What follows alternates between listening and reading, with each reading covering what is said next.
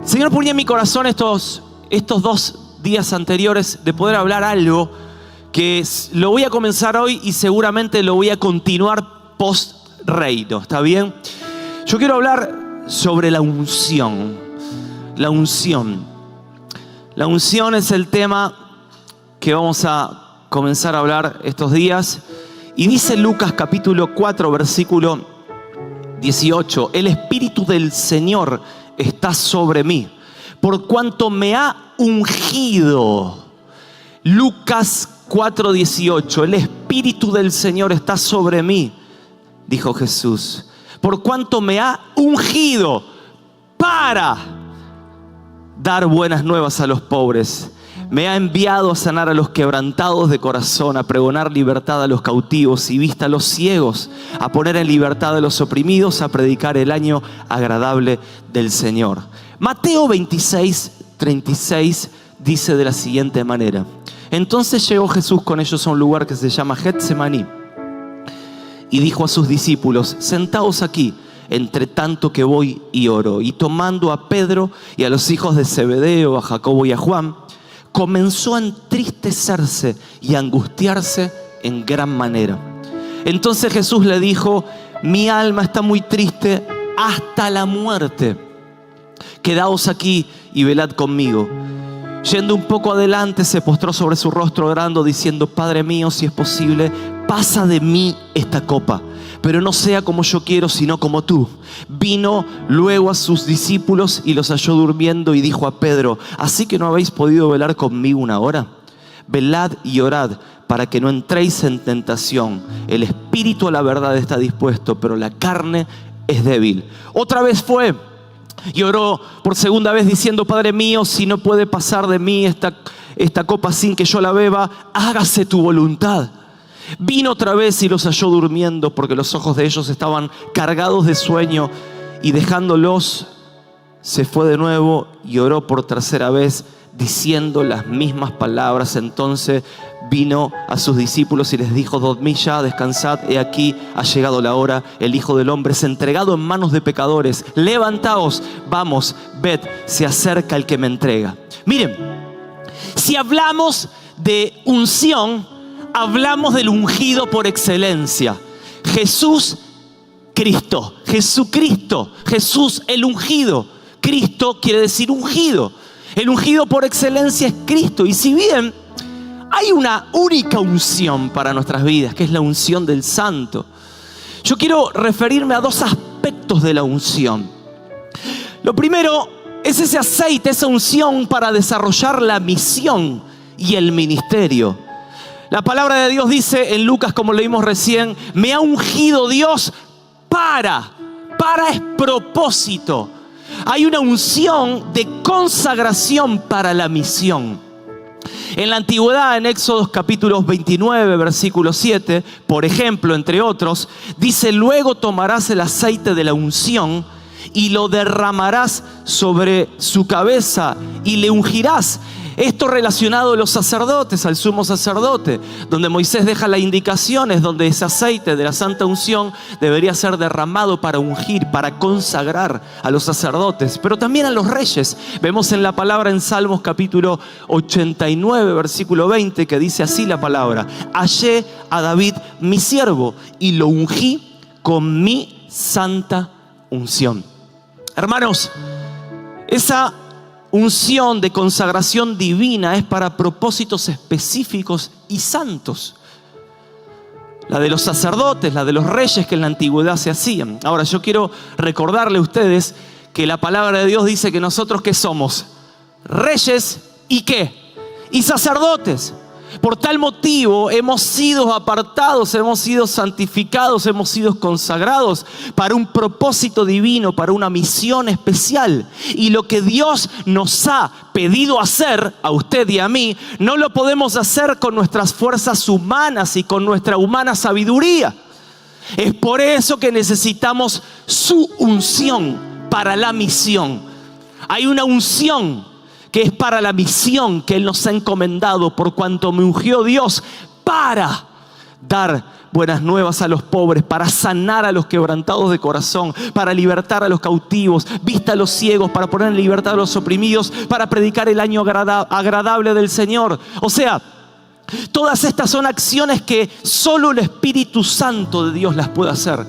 Usted y yo, sin el Espíritu Santo, no la podemos hacer. Pero con la unción del Santo, nosotros podemos hacer todas esas cosas.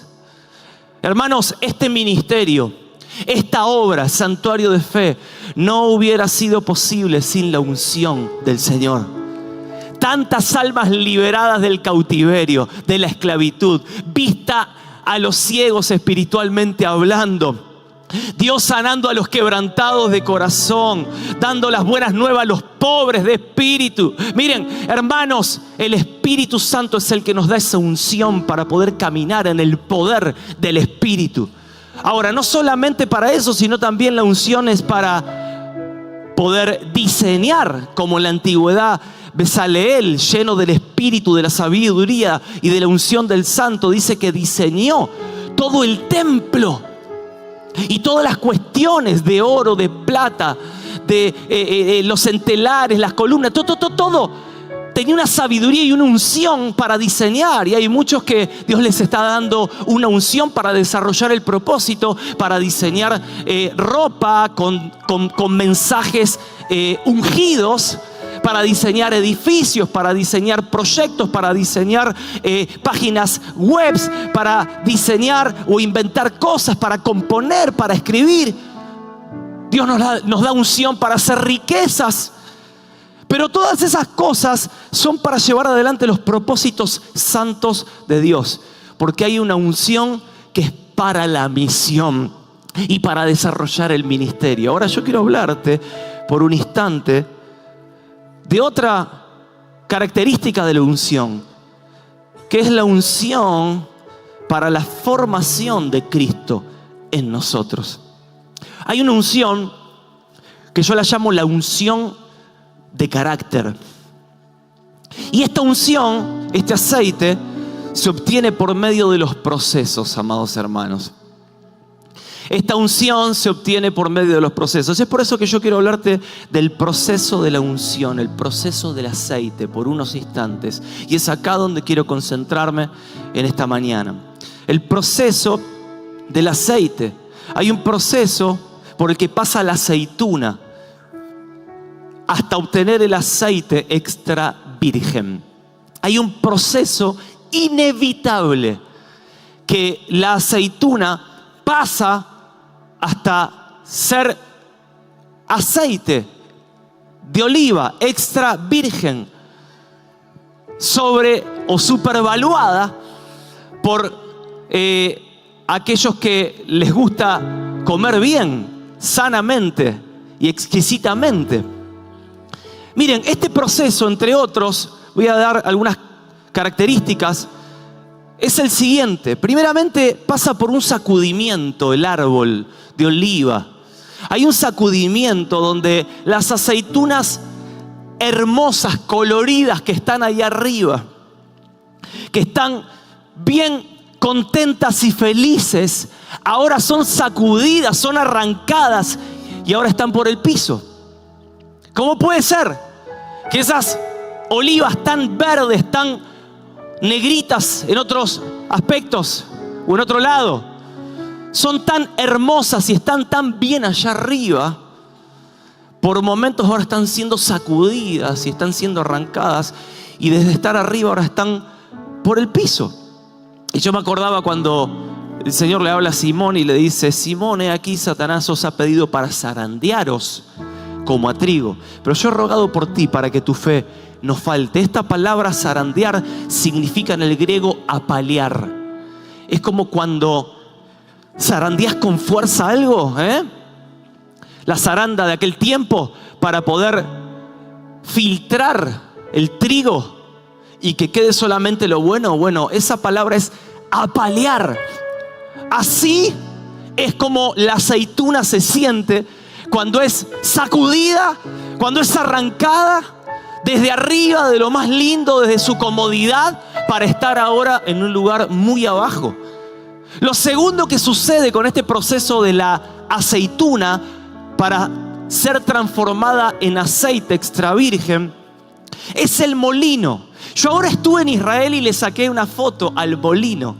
Esa aceituna es molida y machacada hasta ser formada una pasta triturada, donde ahí en ese palo se ponían las personas y daban vuelta al molino, o ponían un burrito y ese palo daba vuelta y era triturada la aceituna. Era aplastada hasta ser formada una pasta de aceituna, que hoy en día en muchos supermercados se vende la pasta de aceituna. Miren, yo pensaba en el texto de Isaías que dice: mas Él herido fue por nuestras rebeliones, molido por nuestros pecados. El castigo de nuestra paz fue sobre Él, y por sus llagas fuimos nosotros curados. Miren, esta aceituna pasa por un sacudimiento, pasa por el molino, por ser machacada, por ser molida. Pero lo tercero es la prensa, que también le saqué una foto a la prensa. Miren, ahí está la foto de la prensa.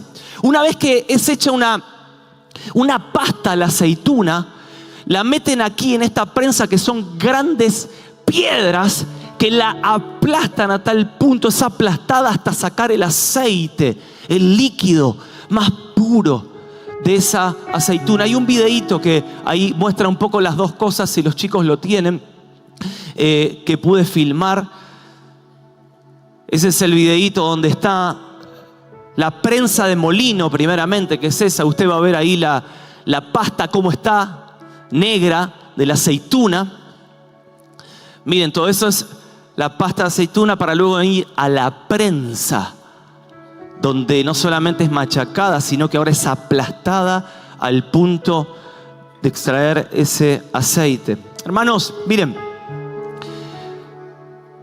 ese es el proceso que experimentó Jesús en el Monte de los Olivos antes de ir a la cruz.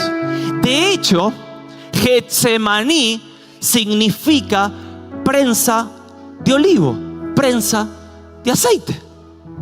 Getsemaní era un monte, que yo estuve ahora también, donde está lleno de olivos, literalmente, donde está lleno de aceitunas. Y es ahí donde Él fue a orar con sus discípulos más íntimos. Y Él fue a orar, y Él se arrodilló, y Él le pidió que oraran con Él, previo a ir a la cruz. Él fue a un lugar donde se llama prensa de olivo, Getsemaní. Y escuchen, ahí su alma, el alma humana, sería triturada de tal manera hasta sacar el mejor aceite, que luego toda la humanidad sería beneficiada por el aceite del ungido de los ungidos, del Santo de Israel. Él en ese lugar, en el Getsemaní, en la prensa de aceite, en la prensa de olivo, Él fue presionado a tal punto que fue extraído el mejor aceite de Él. Miren, todos pasamos por nuestro Getsemaní, o todos vamos a pasar por nuestro Getsemaní, porque Dios está empecinado en sacar el mejor aceite de nuestras vidas. Dios está obsesionado en que Cristo sea formado en tu vida, y Él está empecinado en que Cristo, el ungido, sea visto a través de tu vida.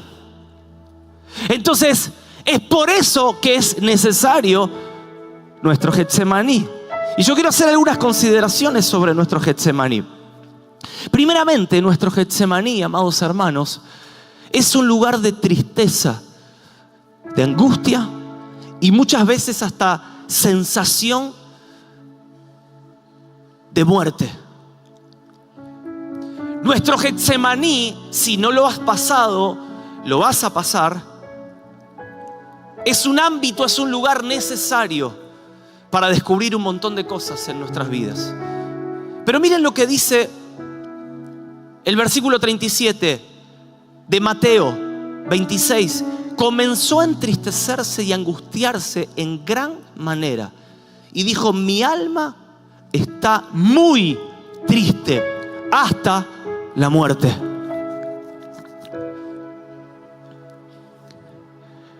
Hermanos, era tanta la presión de esas piedras simbólicamente hablando, sobre Jesús en el Getsemaní, era tanta la presión, tanto el trauma de Jesús en ese huerto de Getsemaní, donde Él estaba siendo aplastado, donde Él estaba siendo molido, donde Él estaba siendo triturado en su alma, que dice la palabra que Él sudó grandes gotas de sangre en el libro de Marcos.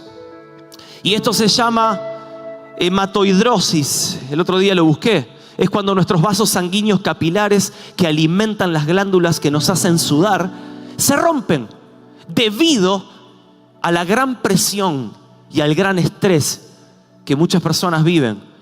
Y ha sucedido no solamente en Jesús, sino en algunas otras personas, que esto pasa literalmente. Sudar gotas de sangre debido al gran estrés emocional y a la gran presión y al gran aplastamiento que estaba viviendo Jesús. Miren, una angustia al punto de sentirse que se moría. Muchos han sentido en este tiempo el transitar de ese valle de sombra y de muerte. Pero quiero darte una noticia. Es un valle de sombra de muerte. Es un valle donde parece que está la muerte, pero simplemente es una sombra. ¿Saben?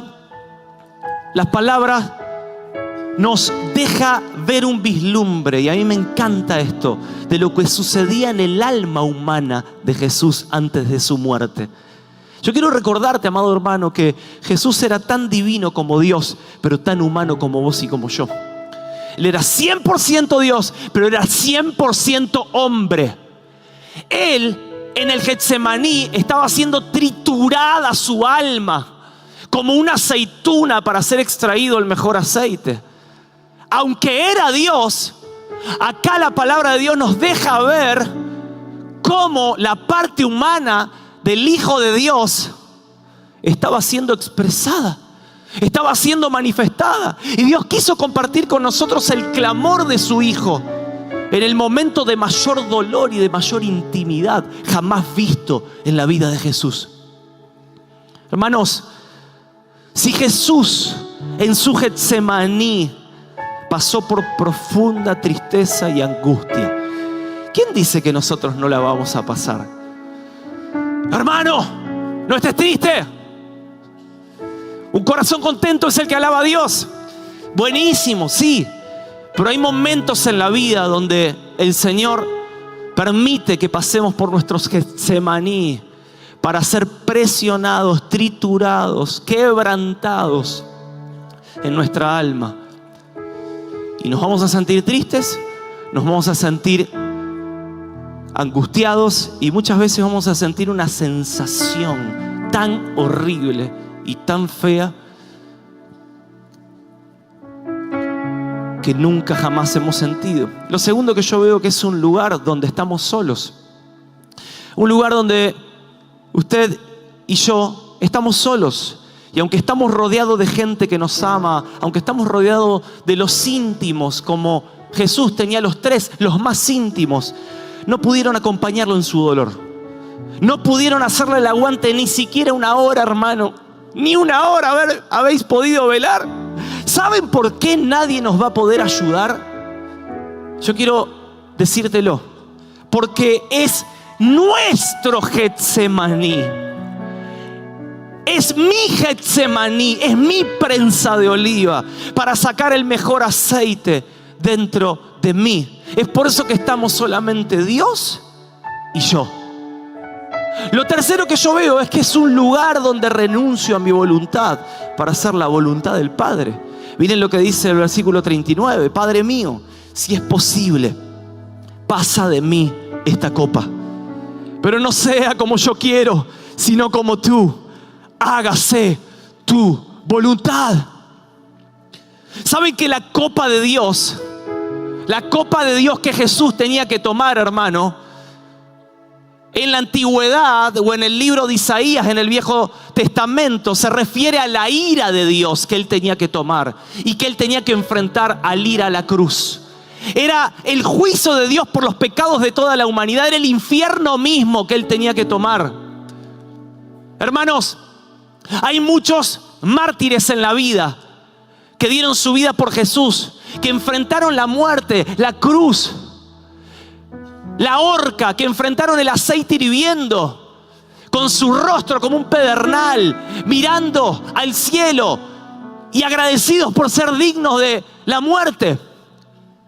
¿Y cómo puede ser que Jesús sudaba grandes gotas de sangre porque tenía que morir? ¿Cómo puede ser que Jesús le pidió al Señor que pase de Él esa copa? Hermanos, Él no le pidió al Señor que pase de Él esa copa porque no quería morir en la parte humana. Él lo que no quería humanamente era que todo el pecado suyo, mío y de toda la humanidad y todo el infierno mismo sea sobre Él. Esa era la copa que Él no quería tomar, que era el juicio y la ira de Dios sobre una sola persona, que era sobre Él como hombre.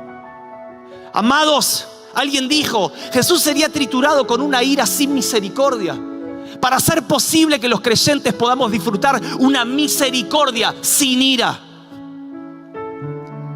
Jesús pidiéndole al Señor que pase de Él esa copa, pero por sobre todas las cosas que se haga su voluntad, no la de Él.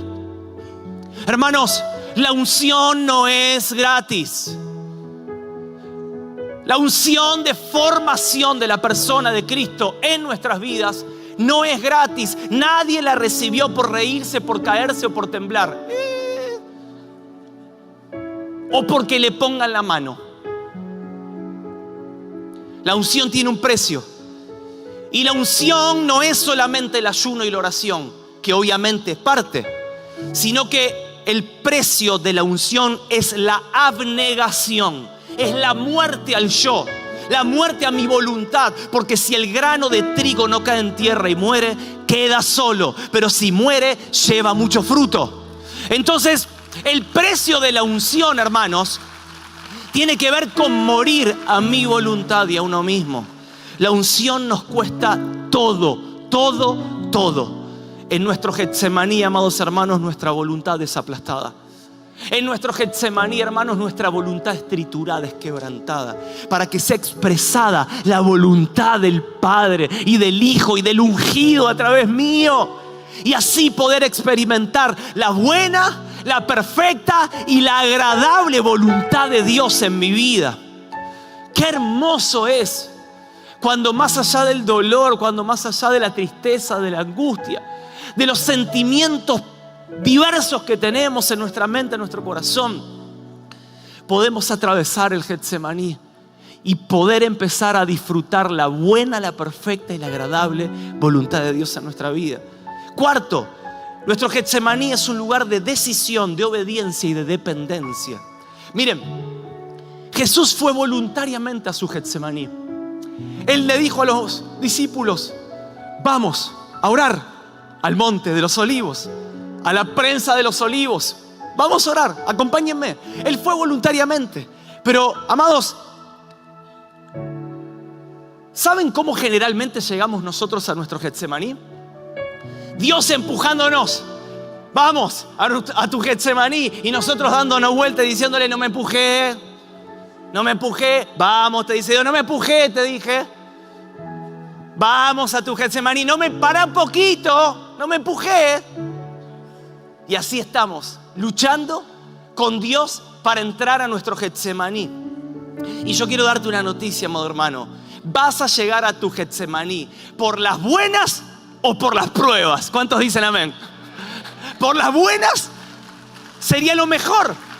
Pero muchas veces el Señor termina utilizando las pruebas. Mientras más nos resistamos, más difícil se nos hace. Más difícil, más largo se hace. Pero cuando el Señor nos prepara un Getsemaní o nos invita, es para que nosotros podamos transcurrirlo. Miren, Cuando pensamos en nuestro Getsemaní, generalmente pensamos en catástrofes o en una tragedia. No, miren, yo lo que le estoy queriendo hablar es que nuestro Getsemaní, nuestra lucha del Getsemaní sucede en el ámbito de las decisiones, en el ámbito del alma, en el ámbito de la mente y en el ámbito de la voluntad. Por eso mismo, el Getsemaní es un lugar de decisión, de obediencia y de dependencia. En el huerto del Edén, ¿recuerdan el primer Adán? Adán, en el huerto del Edén, ejerció su propia voluntad. Y hermanos, así le fue, pobrecito. Y así nos fue a todos nosotros representados en Adán. En el primer Adán, en el huerto del Edén, él ejerció su voluntad. Y así le terminó yendo. Pero en el huerto de Getsemaní, el segundo Adán, que es Cristo, hizo la voluntad del Padre. Amados, y así sabemos cómo termina la película, en victoria.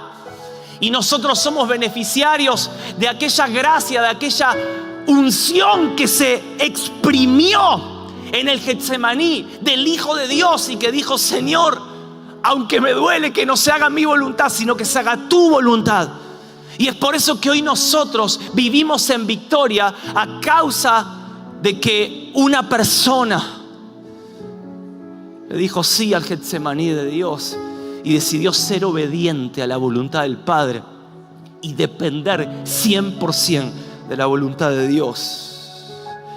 Y por último, quinto, en este lugar somos fortalecidos para caminar en su voluntad. Jesús entendió que el Getsemaní, aunque era un lugar de dolor, aunque era un lugar de angustia, también era un lugar de fortalecimiento. Porque lejos de derribarte, te va a fortalecer tu Getsemaní. Amados hermanos, miren lo que dice 2 de Corintios capítulo 4, versículo 17. Porque esta leve tribulación momentánea produce en nosotros un cada vez más excelente y eterno peso de gloria. La palabra clave acá es produce. Nuestro Getsemaní no es más que una fábrica de producción de aceite y de mayor peso de gloria. Porque tu dolor y tu angustia más grande se van a transformar en la producción más grande de aceite y de unción que nunca jamás hayas visto en tu vida.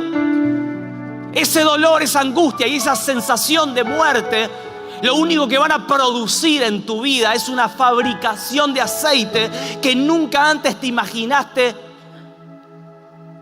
dar a los que están a tu lado, a los que aún ni te conocen todavía. Miren, hay 3 elementos de restitución y de comunión en la Biblia, que son el pan, el vino y el aceite. El pan, el vino y el aceite. En muchas partes de la Biblia nos habla del pan, del vino y el aceite como elementos de comunión, pero también de restitución. ¿Y saben qué me llama la atención? Son 3 elementos procesados: pan, vino y aceite. Dios no promete trigo, uva y aceituna. Él promete pan, vino y aceite. 3 elementos procesados. Porque ¿saben qué, amados hermanos? Dios trabaja con gente procesada. Dios trabaja con gente procesada. Dios trabaja con gente que ha pasado por procesos de quebrantamiento. Él puede usar únicamente a aquel que ha pasado por Getsemaní. Pero el Espíritu del Señor está sobre mí por cuanto me ha ungido. Y nos creemos Superman porque tenemos dones, talentos, y porque le predicamos a la gente y se salva, o porque Dios a través de un don que nos ha dado. Está buenísimo. Eso es una parte de la unción de consagración para una labor, para un ministerio, para una tarea. Pero ¿qué de ese aceite que sale en tus momentos de Getsemaní? Algunas funciones del aceite en la antigüedad y aún hoy. El primero era para la consagración. Ese aceite, el aceite de la santa unción, esa preparación. Miren, ¿saben qué? Servía para el templo, para el candelabro, para el menorá. Y era ahí donde ese aceite iba también, más allá de consagrar al sacerdote, consagrar los distintos elementos del templo. Pero también el aceite era para comer, como leíamos recién. El aceite, ese aceite que es dado para nosotros para comer, para que sea un beneficio para nuestro cuerpo. Pero también el aceite era para sanar. Cuando es expresado en tu vida, en el Getsemaní, ese aceite que tal vez no lo podés ver previo a tu Getsemaní, esa vida de Cristo, del ungido que está dentro tuyo, pero que muchas veces es necesario que sea visto por medio del proceso de Getsemaní, vos te das cuenta que ese aceite, ese es el mismo aceite que te termina sanando, que te termina curando emocionalmente y que te transforma en una persona inofendible como Jesús. Que cuando estaba en la cruz dijo Jesús: perdónalos porque no saben lo que hacen. Miren el aceite que tenía Jesús en su corazón después del Getsemaní, que aún estando en la misma muerte, Él no albergaba ninguna herida en su corazón y dijo: Señor, perdónalos porque no saben lo que hacen. Porque ese aceite es para sanar heridas, hermanos. Ese aceite que te sana definitivamente de un montón de traumas, que te sana de un montón de heridas que nadie pudo sanarte. Ese es el aceite de la santa unción que vos y yo estamos necesitando para sanar. Pero el aceite también no solamente para consagrar, para comer, para sanar, sino que también el aceite era para alumbrar. Era para alumbrar. Se utilizaba para las lámparas, para alumbrar. Y como dice la palabra de Dios, de las 10 vírgenes, que 5 eran prudentes y 5 insensatas, todas eran santas, eran vírgenes, iban a la iglesia, sabían el último coro de Danilo Montero. Todas, pero 10 habían sido prudentes y 5 insensatas, que ya no pudieron producir aceite, que ya no generaban aceite. Y la palabra insensata significa sin sensibilidad. La palabra insensata significa que ya no tenían más sensibilidad. Y hay muchos de nosotros que hemos perdido la sensibilidad y que ya no producimos más aceite.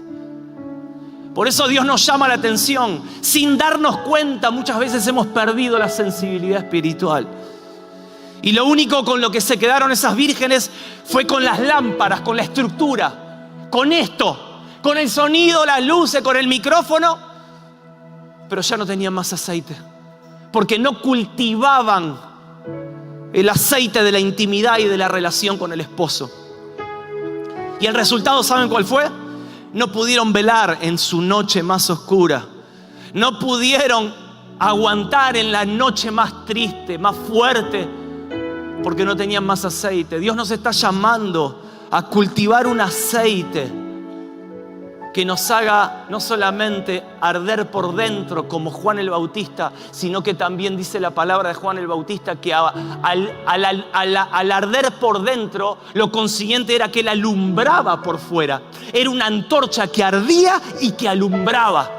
Por eso mismo yo te estoy llamando otra vez a la sensibilidad y empezar a cultivar un aceite en la intimidad que hace que tu lámpara, tu estructura, tu familia, tu vida, todo lo que vos hagas, aún tu ministerio, sea lleno de ese aceite de la comunión con el esposo, para que puedas empezar a alumbrar de una manera poderosa en este tiempo, porque tinieblas cubrirán la tierra y oscuridad las naciones, mas sobre ti amanecerá Jehová y sobre ti será vista su gloria, y las naciones andarán a tu luz.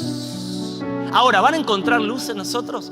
¿O van a encontrar simplemente una estructura religiosa de que soy hijo de que mi apellido es Carlini y de que solamente soy pastor, esa es la función? No, lo que quiero que encuentren, mi anhelo y mi deseo más profundo es que encuentren aceite en mi interior y una luz que alumbre en esta lámpara.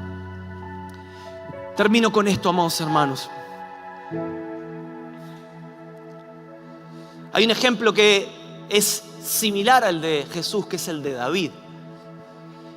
David es ungido a los 17 años de edad. ¿Se acuerdan? Por Samuel con un cuerno de aceite. Y toda esa historia tan hermosa que a nosotros nos apasiona tanto. Él es ungido a los 17 años de edad. Pero quiero darte una noticia. Ahí tal vez se le fue dado esa unción para el ministerio, para desarrollar esa misión y ese aceite que él cultivó en la intimidad. Pero tuvieron que pasar años de procesos de quebrantamiento en la vida de David. Tuvo que pasar varios Getsemaní en su vida para que el Padre pueda extraer su mejor aceite y así decir: David, un varón conforme a mi corazón. Hermanos, tuvo que pasar aflicción, tuvo que pasar persecución, tuvo que pasar peligro de muerte, tuvo que pasar difamación, traición y tantas otras cosas que usted y yo sabemos, porque el costo de producir lleva tiempo. Para un hijo de Dios la producción no es instantánea. Para un hijo de Dios la producción lleva tiempo y los procesos generalmente a nadie nos gusta. Pero quiero decirte algo. Dios está empecinado en que el ungido sea visto a través de tu vida. Y Él va a permitir Getsemanís en tu vida. Por eso te pido que no escapes. No huyas de los procesos. Por favor, te lo pido en el amor de Dios. No te escapes de los procesos. Si aguantás los procesos, muchas personas van a comer del fruto de la vid y del fruto de la oliva. Y van a beber de ese aceite extra virgen que solamente vos podés darle de comer a tantas personas. Hay tantos dones que están en tu vida que tienen que ser expresados, pero hay tanto carácter de Cristo que tiene que ser expresado a través de tu vida. Solamente viene por el proceso del quebrantamiento, del machacamiento, de la presión que solamente el Señor puede hacernos pasar. Yo quiero invitar a los hermanos que van a ayudarnos con la cena del Señor que puedan ir pasando. Y vamos a tomar la cena del Señor, pero teniendo en mente todo esto que hemos hablado. Y yo al final quiero hacer un llamado, amados hermanos. Quiero abrir el altar por unos instantes. Luego de que bebamos y comamos estos productos procesados y en ellos podernos sentir identificados para poder orar al Señor y decirle: Señor, yo quiero que hagas de mí lo que solamente vos planeaste, pensaste. Quiero que adoremos por un instante, chicos, si son tan amables. Hay un coro que se me viene a la mente, que es viejo. Quebranta mi corazón, quebranta mi vida. Decilo, te entrego mi voluntad. Decilo. Se haga tu voluntad, no la mía.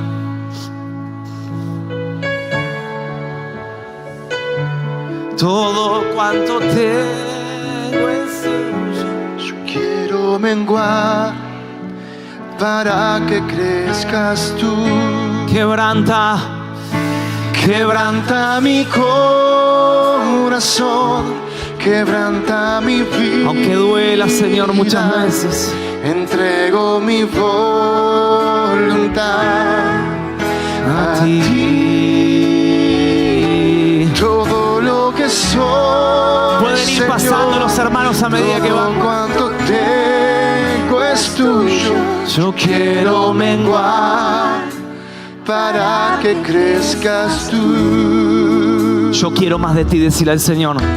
Yo quiero más de ti. Y habitar en tu presencia. Menguar para que crezcas tú. Y cada día ser más como tú. Yo quiero más de ti. Yo quiero más de ti. y habitar en tu presencia. Menguar para que crezcas tú y cada día quiero ser más como tú. Que el ungido se ha expresado a través mío. Quebranta mi corazón, quebranta mi vida, entrego mi voluntad a ti. Todo lo que soy, Señor, todo cuanto tengo es tuyo. Yo quiero menguar para que crezcas tú. Quebranta mi corazón, quebranta mi vida, entrego mi voluntad, te la entrego, Señor. Oh, sí, Señor. todo lo que soy, Señor, todo cuanto tengo es tuyo. Quiero menguar para que crezcas tú. Quebranta mi corazón, quebranta mi vida, entrego mi voluntad a ti. Todo lo que soy, Señor, todo cuanto tengo es tuyo. Yo quiero menguar para que crezcas tú. Yo quiero menguar para que crezcas tú. Yo quiero menguar Sí, Señor. para que crezcas tú. Señor, no queremos resistirnos más. No queremos resistirnos más. No queremos retener más tu voluntad en nuestras vidas, Señor. Hoy nos rendimos de todo corazón y te pedimos que nuestra alma sea quebrantada, Señor. Oh, si tenés que presionar, si tenés que triturar, Señor, si tenés que machacar, Señor, nuestra voluntad, Padre, en el nombre de Jesús, yo te entrego mi vida una vez más para que tu voluntad sea hecha en mí de una manera poderosa, Señor. Señor, en el nombre de Jesús hoy nos entregamos y somos fortalecidos. Somos fortalecidos, Señor, por tu palabra. En el nombre de Jesús. En el nombre de Jesús. En el nombre de Jesús. Yo quiero que puedas ponerte de pie a medida que has recibido la copa y el pan. Dice la palabra de Dios de la siguiente manera: porque yo recibí del Señor lo que también os he enseñado. De este lado, amados hermanos, hay un grupo sin ser servido, así que les pido a los hermanos si pueden, de este lado aquí, miren, hay un grupo grande que todavía no ha recibido. Porque yo recibí del Señor lo que también os he enseñado, que el Señor Jesús, la noche que fue entregado, tomó el pan. ¿Cuántos tienen el pancito en su mano? Y habiendo dado gracias, lo partió y dijo: tomad, comed, este es mi cuerpo, que por vosotros es partido. Haced esto en memoria de mí. Hermanos, el pan es un producto, es una producción que lleva tiempo. Usted sabe, como recién decíamos, el trigo es procesado, los granos de trigo que somos nosotros, el cuerpo de Cristo, para poder ser uno en Él, ser uno en Cristo. Nosotros tenemos el gran privilegio de ser llamados el cuerpo de Cristo. Hermanos, usted es parte del cuerpo de Cristo, unidos por la sangre de Cristo. Usted y yo somos parte indispensable de ese cuerpo de Cristo, que es el cuerpo místico en toda la tierra. En Australia, en Estados Unidos, en China, en Groenlandia, en cualquier parte, somos parte y somos parte de la comunión del cuerpo de Cristo. Es por eso que tenemos ese gran privilegio de compartir la comunión con la iglesia, con el cuerpo de Cristo. Por eso yo quiero que le des gracias al Señor y que puedas comer de este pan.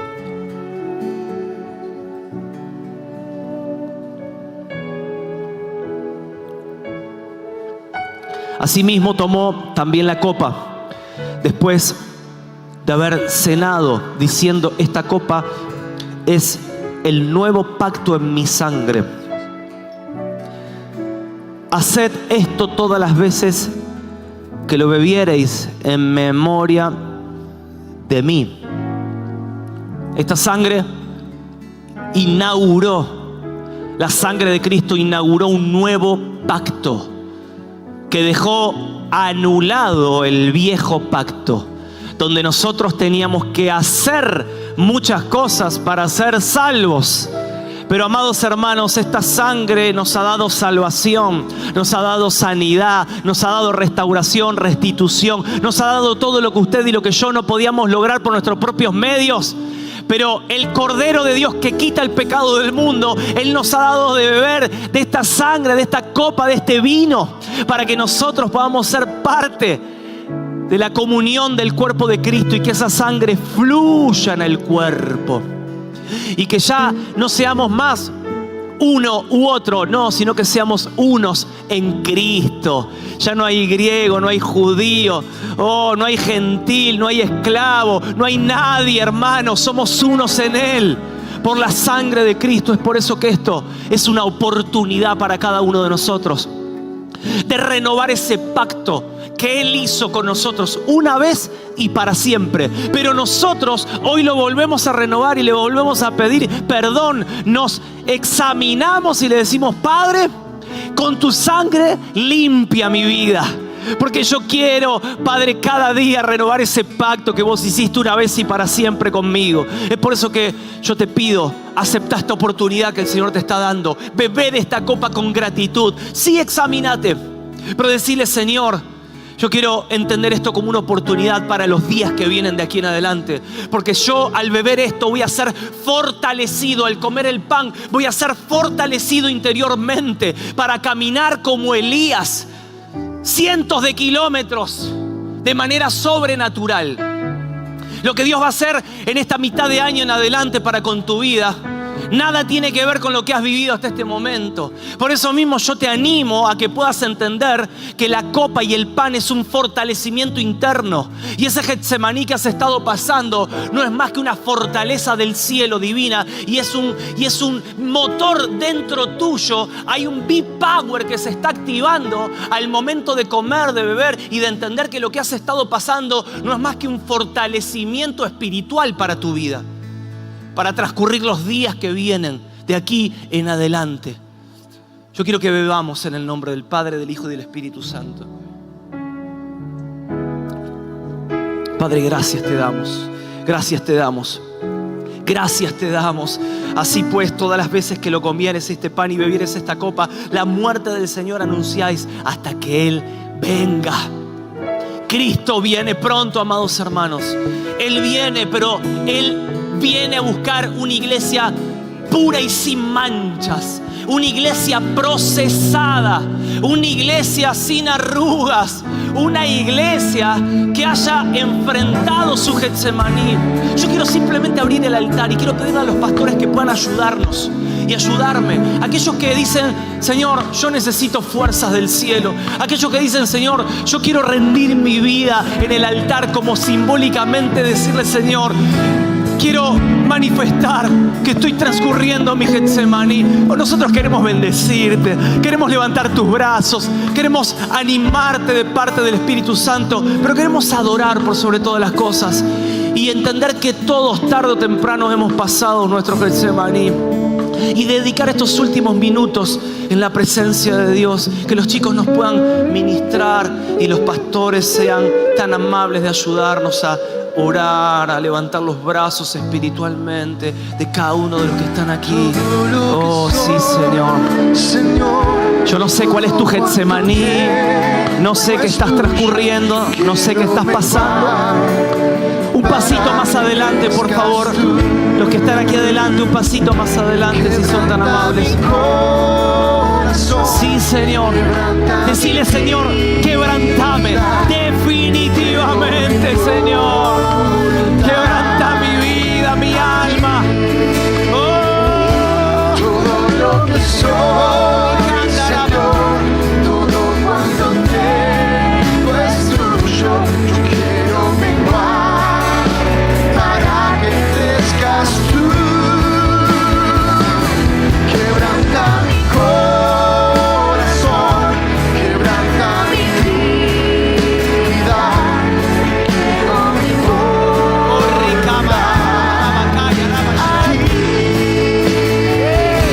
todo lo que soy, Señor, todo cuanto tengo sí, es Señor. tuyo. Sí, Señor. Yo vengo para que crezcas tú, solo tú. Quebranta. Quebranta mi corazón, quebranta mi No hay presión, vida. no hay estrés, no hay sentimiento, sensación de depresión o de muerte que pueda en contra de la voluntad de Dios para con mi vida. Ahora en el nombre de Jesús, yo no me resisto más a tu voluntad, Señor.